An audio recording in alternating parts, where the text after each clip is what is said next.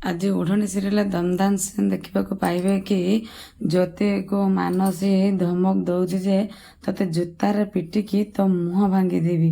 ଆଉ ଇଏ ମାନସୀ ଏସବୁ କରୁଛି ଜୀବନକୁ ଦେଖିବା ପାଇଁ। ଆଉ ଜୀବନଙ୍କ ଆଗରେ ଏସବୁ କଥା ମାନସୀକି କ'ଣ ପାଇଁ କହୁଛି ଭିଡ଼ିଓଟିକୁ ଶେଷ ଯାଏ ଦେଖନ୍ତୁ। ଜ୍ୟୋତି ଯେତେବେଳେ ତା ଦିଦିକି କହିବ କି ଅପା ତୁ ତୋ ଗୋଡ଼ର ଜୋତାକୁ ଦେଖା, ସେଇ ସମୟରେ ମାନସୀ ସବୁଠୁ ଖସିଯିବାକୁ ଚେଷ୍ଟା କରୁଥିବେ।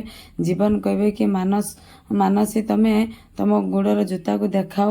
ଆରେ କିଛି ଖରାପ ଭାବିବ ନାହିଁ, ଏଇ ଜ୍ୟୋତି ପାଇଁ ମୁଁ ତମକୁ କହୁଛି। ସେଇଠୁ ସେ ସମୟରେ ମାନସୀ ତା ଗୋଡ଼ର ଜୋତାକୁ କାଢ଼ିକି ଦେଖେଇବ, କିନ୍ତୁ ସେ ବ୍ଲୁ କଲର ଜୋତା ନଥିବ।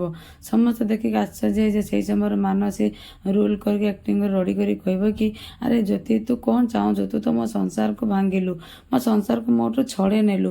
କ'ଣ ପୁଣି ଚାହୁଁଛୁ କ'ଣ ଏ ଘରୁ ମୋତେ କାଢ଼ିଦେବା ପାଇଁ? ତୁ ଏମିତି କ'ଣ ପାଇଁ କରୁଛୁ? ସମସ୍ତଙ୍କ ଆଗରେ ମୋତେ ତୁ କ'ଣ ପାଇଁ ଏମିତି ଖରାପ କରେଇ ଦେଉଛୁ?